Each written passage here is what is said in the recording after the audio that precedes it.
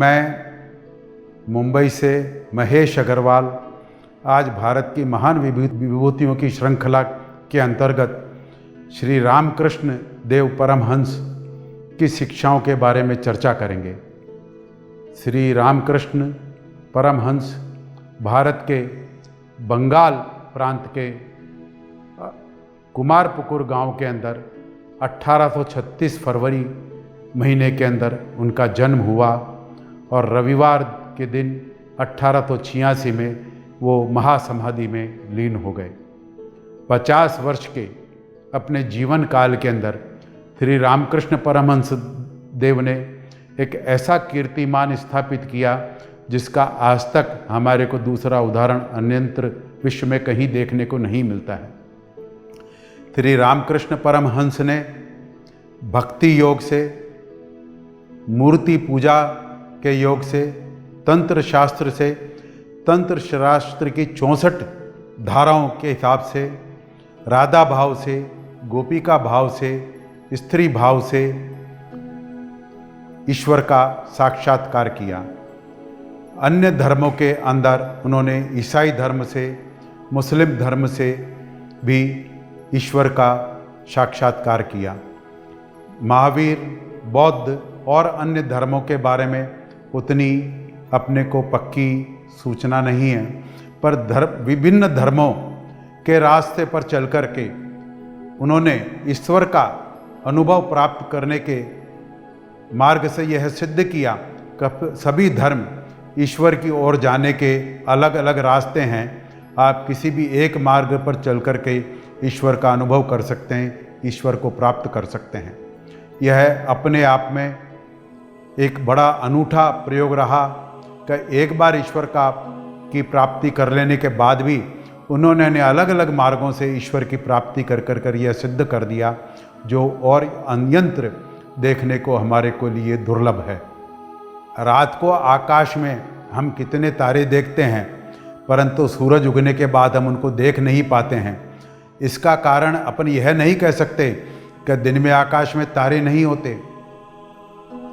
मनुष्य अज्ञान अवस्था में अगर आपको ईश्वर के दर्शन नहीं होते हैं, इसके लिए ऐसा नहीं कह सकते हैं कि ईश्वर नहीं है।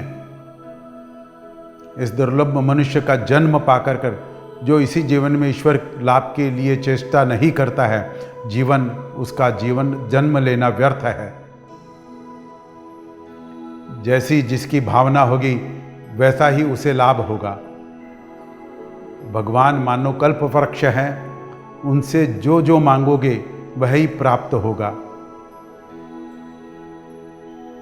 गरीब का लड़का पढ़ लिख करके कड़ी मेहनत करके हाई कोर्ट का जज बन जाता है और मन ही मन सोचता है कि अब तो वह मज़े में हूँ, मैं उन्नति के सर्वोच्च शिखर पर आ गया हूँ, अब मुझे बहुत आनंद है। भगवान भी तब कहते हैं तुम मज़े में ही रहो। किंतु जब वह हाई कोर्ट का जज सेवानिवृत्त होकर पेंशन लेते हैं, अपने विगत जीवन के बारे में देखता है तो उसे यह लगता है उसने अपना यह सारा जीवन व्यर्थ ही गंवाया। तब वो कहता है हाय, इस जीवन में मैंने ऐसा कौन सा उल्लेखनीय कार्य किया है तब भगवान कहते हैं ठीक ही तो है, तुमने किया ही क्या है। संसार में मनुष्य 2 तरह की प्रवृत्तियां लेकर के जन्म लेता है, विद्या और अविद्या। विद्या मुक्ति पथ को ले जाती है और अविद्या संसार की बंधन में डालती है। मनुष्य के जन्म के समय यह दोनों प्रवृत्तियां मानो खाली तराजू के दोनों पलड़ों की तरह होती है, परंतु शीघ्र ही मानो मन रूपी तराजू के एक पलड़े में संसार के भोगों और सुखों का आकर्षण, दूसरी तरफ मन की भगवान का आकर्षण स्थापित हो जाता है। यदि मन में संसार का आकर्षण अधिक हो तो अविद्या का पलड़ा भारी हो जाता है और मनुष्य संसार में डूब जाता है। परंतु मन में यदि भगवान के प्रति अधिक आकर्षण हो, विद्या का पलड़ा झुक जाता है और मनुष्य भगवान की ओर खींचता चला जाता है। उस एक ईश्वर को जान लो, उसे जानने से हम सब कुछ जान सकते हैं। एक के बाद शून्य लगाते हैं, सैकड़ों और हजारों और करोड़ों की संख्या गिनी जा सकती है, परंतु एक को मिटा दो तो बाकी सब शून्य रह जाता है, जिनका कोई मूल्य नहीं होता है। एक ही के कारण शून्य का मूल्य है, पहले एक बाद में बहु, यानी बहुत, पहले ईश्वर फिर जीव जगत। यदि भगवत प्राप्ति कर लेने के बाद संसार में प्रवेश करो तो मन की शांति कभी नष्ट नहीं होगी। तुम समाज सुधार करना चाहते हो, ठीक है, यह तुम भगवत प्राप्ति करने के बाद भी कर सकते हो। स्मरण रखो, भगवान को प्राप्त करने के लिए प्राचीन काल के ऋषियों मुनियों ने संसार को त्याग कर भगवत प्राप्ति ही सबसे अधिक आवश्यक माना।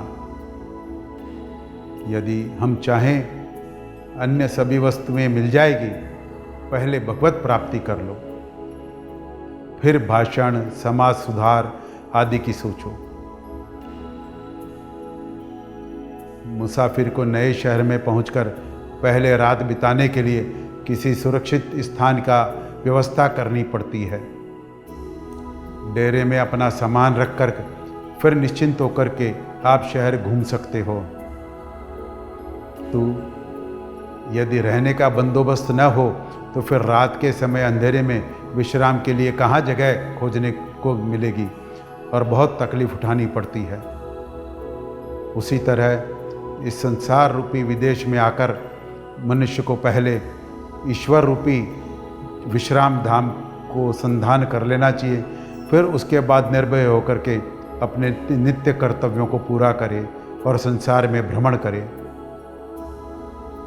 किंतु यदि ऐसा न हो, जब मृत्यु की घड़ी आती है, मृत्यु की रात्रि के अंदर, तब उससे अत्यंत क्लेश और दुख भोगना पड़ता है।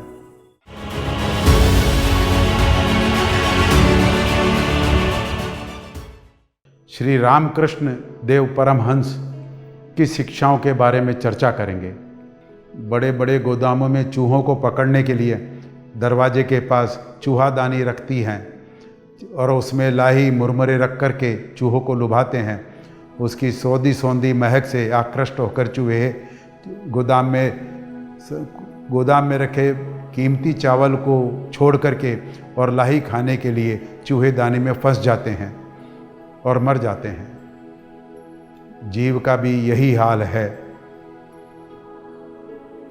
करोड़ों विषय सुखों के घनीभूत आकर्षण में फंस करके वह ब्रह्मानंद को छोड़ करके ब्रह्मानंद को प्राप्त करने का आनंद का प्रयत्न करके संसार के विषय भोग सुखों को प्राप्त करने में अपना जीवन नष्ट करके मारा जाता है।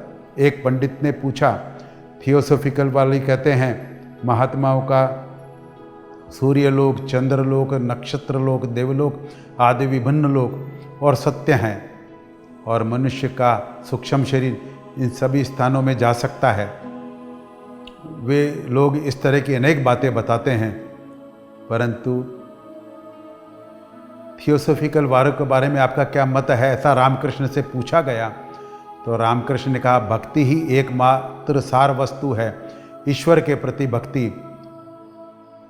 अगर भक्ति के लिए प्रयत्न करेंगे तो सब कुछ प्राप्त हो जाएगा तो और सब कुछ ठीक हो जाएगा, परंतु उनका उद्देश्य ईश्वर का साक्षात करना न हो तो फिर कोई फायदा नहीं, व्यर्थ है।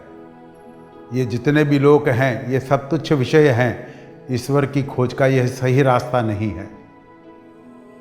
उनके चरण कमलों में भक्ति प्राप्त करने के लिए साधना करनी पड़ती है। अत्यंत व्याकुल होकर के ही रोते हुए उनको पुकारना पड़ता है। विभिन्न वस्तुओं में बिखरे हुए मन को खींचकर पूरी तरह से ईश्वर में ही लगाना पड़ता है। चाहे वेद कहो, चाहे वेदांत कहो, चाहे कोई और शास्त्र कहो, ईश्वर किसी में नहीं है। उनके लिए प्राणों का व्याकुल हुए बिना कहीं कुछ नहीं प्राप्त होता है।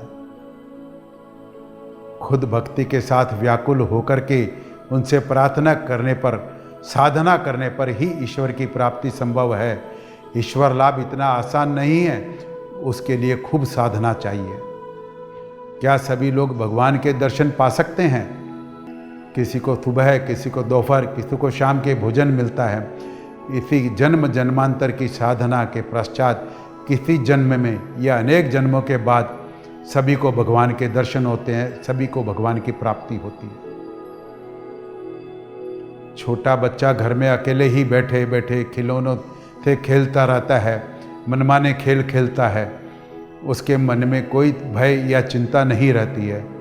किंतु जैसे ही उसकी माँ वहाँ आती है, वैसे ही सब खिलौनों को छोड़ करके माँ माँ माँ करते हुए माँ की तरफ दौड़ता है। ऐसे ही धन, मान, यश जैसे खिलौने में उलझकर संसार में निश्चिंत होकर के उलझे रहते हो, खेलते रहते हो, कोई भय या चिंता नहीं करते हो। परंतु एक बार यदि उस आनंद में ईश्वर की प्राप्ति हो जाए तो फिर धन, मान, यश, कीर्ति इनमें आपका मन नहीं लगेगा। उन सबको फेंक करके और ईश्वर की तरफ ही दौड़ जाओगे। समुद्र में अनेक रत्न हैं, उन्हें पाने के लिए समुद्र के अंदर डुबकी लगा करके कठिन परिश्रम करना पड़ता है। अगर यदि एक ही डुबकी में रत्न मिले तो यह मत समझो कि समुद्र में रत्न नहीं है, बार बार डुबकी लगानी पड़ेगी और समुद्र डुबकी लगाते लगाते अंत में रत्न जरूर मिलेंगे। ऐसी प्रकार भगवत प्राप्ति के लिए कई बार शुरू के प्रयत्न असफल सिद्ध होते हैं। थोड़ी साधना करके ईश्वर की प्राप्ति नहीं होती है तो इसका यह मतलब नहीं है, उसके लिए हताश नहीं होना है। धैर्य के साथ लगातार साधना करते रहो, अंत में ईश्वर की ठीक समय पर प्राप्ति होगी, अवश्य प्राप्ति होगी, अवश्य दर्शन होंगे। चैतन्य स्वरूप, आनंद स्वरूप ईश्वर का ध्यान करो, तुम्हें आनंद प्राप्त होगा। यह आनंद, यह वास्तव में यह आनंद नित्य ही विद्यमान है, परंतु वह अविद्या के अंदर लुप्त हो गया है। यदि उनके प्रति हमारा आकर्षण जितना कम होगा, ईश्वर के प्रति अनुराग बढ़ता जाएगा। केवल धन संचय करके कोई धनी नहीं होता। ठीक ठीक धनी का लक्षण यह है, उसके घर में हर एक कमरे में दिया जलता रहे। गरीब आदमी इतना तेल नहीं खर्च कर पाता, इसलिए वह इतने दियों का प्रबंध नहीं कर पाता। देह मंदिर को भी उसमें ज्ञान का दीपक जलाना चाहिए। हर एक व्यक्ति ज्ञान लाभ कर सकता है, हर एक जीवात्मा का परमात्मा के साथ संयोग हो सकता है। जीव का सच्चा स्वरूप संख्या एक के बाद शून्य लगाते हुए चाहे जितनी बड़ी संख्या लगा लो, परंतु यदि उस एक को मिटा दिया जाए तो शून्यों का कोई मूल्य नहीं है।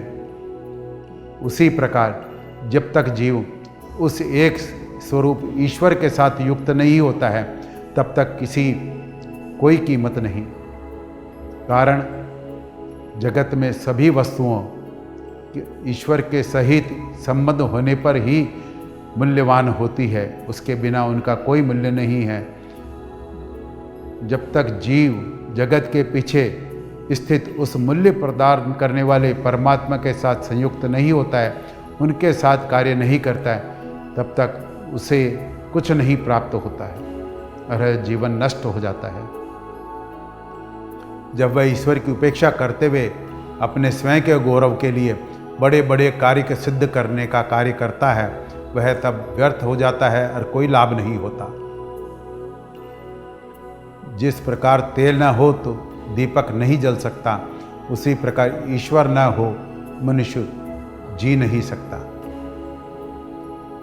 ईश्वर और जीव का बहुत निकट का संबंध है, जैसे लोहे और चुंबक का। ईश्वर आकर्षित क्यों नहीं करता? जैसे लोहे पर अगर कीचड़ लिपटा हुआ हो तो चुंबक के द्वारा आकर्षित नहीं हो पाता है, वैसे ही जीव माया रूपी कीचड़ में लिपटा हुआ होता है तो परमात्मा के द्वारा आकर्षित नहीं हो पाता है और परमात्मा के आकर्षण का असर नहीं होता। जिस प्रकार कीचड़ को जल से धो डालने पर लोहा चुंबक की तरफ खींचने लगता है, उसी प्रकार माया के कीचड़ से, प्रार्थना और पश्चाताप के द्वारा इस कीचड़ से, इस संसार बंधन से मुक्त से हो जाता है। तब वह ईश्वर की तरफ आकर्षित होता है और उसकी तरफ खींचता चला जाता है और ईश्वर को प्राप्त कर लेता है। जीवात्मा और परमात्मा का योग किस प्रकार होता है? यह वैसे ही है जैसे घड़ी का छोटा कांटा और बड़ा कांटा दोनों घंटे में एक ही बार मिलते हैं, तब एक हो जाते हैं। जीवात्मा और परमात्मा दोनों परस्पर परत संबंध होते हुए भी एक दूसरे के प्रति आश्रित हैं। यद्यपि साधारणतया दोनों विलुप्त प्रतीत होते हैं, परंतु अनुकूल अवस्था के प्राप्त होने पर दोनों युक्त हो जाते हैं और एक हो जाते हैं।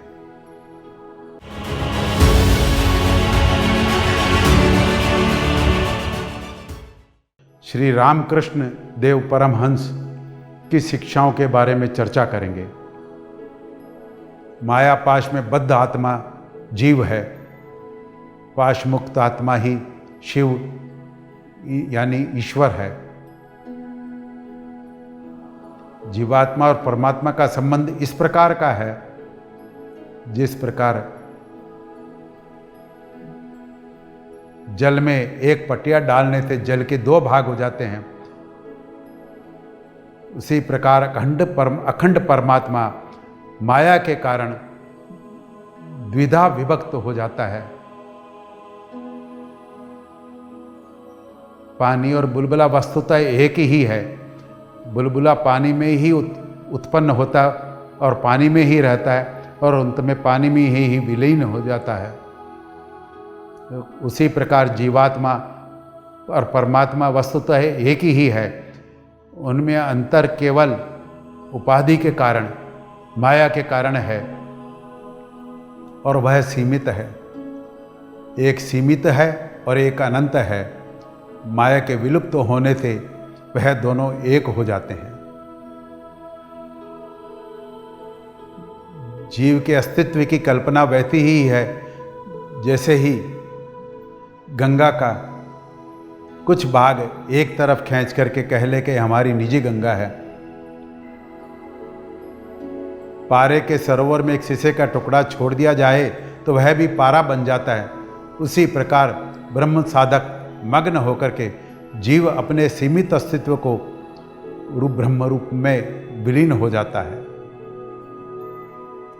ईश्वर अनंत है और जीव सीमित है और छोटा है।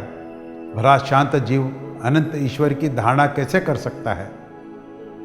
यह तो माता नमक की गुड़िया का समुद्र की गहराई नापने का प्रयत्न है। नमक की गुड़िया समुद्र की गहराई नापने के लिए समुद्र में जाती है, जो ही पानी में उतरती है घुल करके विलीन हो जाती है। उसी प्रकार जीव भी ईश्वर की था लेने, उनको जानने, अपना अलग अस्तित्व खो बैठता है और ईश्वर में ही एक रूप हो जाता है। ईश्वर स्वयं ही मनुष्य के रूप में लीला करते हैं। ईश्वर बड़े जादूगर हैं। वह जीव जगत रूपी इंद्रजाल उन्हीं के जादू का खेल है। केवल जादूगर ही सत्य है और जादू मिथ्या। मनुष्य की देह मानो एक हांडी है। मन, बुद्धि, इंद्रिय मानो पानी, चावल और अन्न है।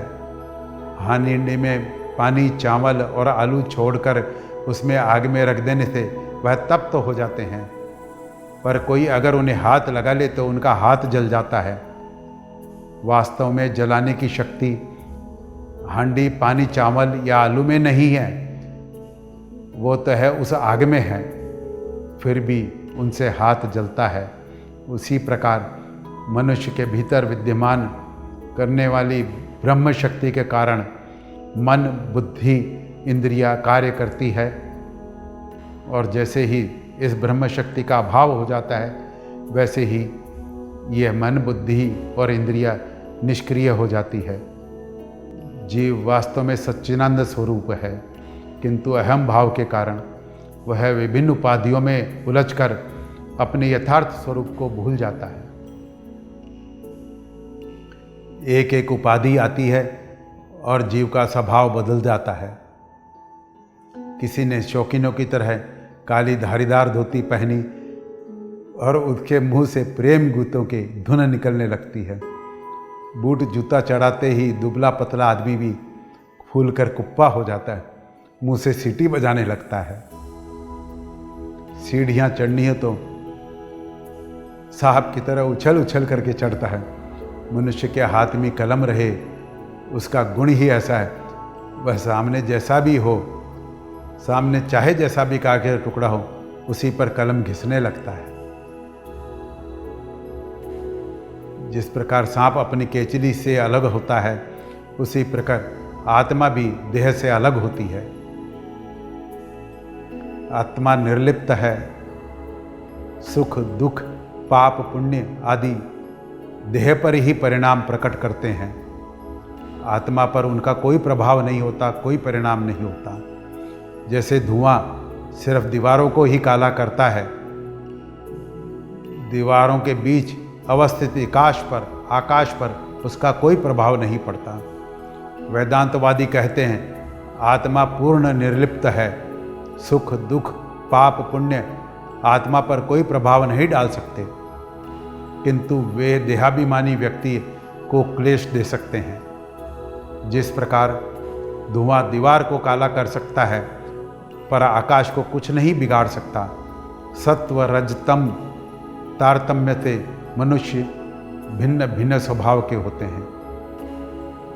वस्तुतः सभी जीवों का यथार्थ स्वरूप एक ही है, किंतु अवस्था भेद के अनुसार वह 4 दर्जे के होते हैं: बद्ध, मुमुक्ष, मुक्त और नित्य मुक्त। किसी मछुआरे ने नदी में जाल डाला, जाल में बहुत सी मछलियां फंसी। कुछ मछलियां जाल में पड़ करके एकदम शांत और निश्चेष्ट पड़ी रहती है, ने बाहर निकलने की बिल्कुल कोशिश नहीं की। कुछ ने भागने की बहुत कोशिश की, काफ़ी उछल कूद मचाई, किंतु वे भाग न सकी। और कुछ किसी तरह से कूद फांद कर वापस पानी में पड़ गई। इसी प्रकार संसार में भी 3 प्रकार के जीव होते हैं: बद्ध जीव जो कभी मुक्त होने का प्रयत्न ही नहीं करते, मुमुक्ष जीव जो बंधन में होते हुए भी मुक्त होने का प्रयत्न करते हैं, और मुक्त जीव जिन्होंने मुक्ति प्राप्त कर ली है। 3 गुड़ियां हैं, एक नमक की, एक कपड़े की, एक पत्थर की। इन तूनियों को समुद्र में भिगो दिया जाए, पहली बिल्कुल घुल जाएगी, उसके आकार का अस्तित्व ही नहीं रहेगा। दूसरी बहुत सा पानी सोख लेगी, किंतु उसका आकार पूरा नष्ट नहीं होगा। और तीसरी यानी पत्थर की, पानी का उस पर कोई असर नहीं होगा। नमक की गुड़िया मानी मुक्त जीव है, जो अपने अस्तित्व को विराट समुद्र में ब्रह्म के अस्तित्व में विलीन कर देती है, उसमें लीन हो जाती है और उसके साथ एक रूप हो जाती है। कपड़े की गुड़िया मानो सच्चे भुक्त की तरह है, जो ईश्वरीय आनंद और ज्ञान से पूर्ण होती है। और पत्थर की गुड़िया मानो बद्ध संसारी जीव है, जिस पर यथार्थ ज्ञान का एक कण मात्र भी अपने अंदर नहीं सोख पाता है। मनुष्य मानो तकिए के गिलाफ जैसा है, ऊपर से देखने में कोई गिलाफ लाल, कोई नीला, कोई पीला, कोई काला होता है, परंतु सभी के अंदर एक ही रुई होती है। उसी प्रकार कोई मनुष्य देखने में सुंदर, कोई उतना सुंदर नहीं, कोई सज्जन है, कोई दुर्जन है, किंतु सभी के अंदर एक ही परमात्मा है, एक ही परमात्मा विराजमान है।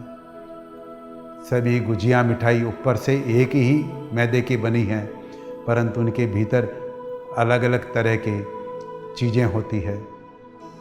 किसी के भीतर नारियल की, किसी में खोए की। पीठी के भेद से गुजियों का प्रकार भिन्न हो जाता है। उसी प्रकार सभी मनुष्य एक ही उपादान से निर्मित होते हुए भी अंतःकरण की पवित्रता के तारतम्य से गुण में भिन्न हो जाते हैं।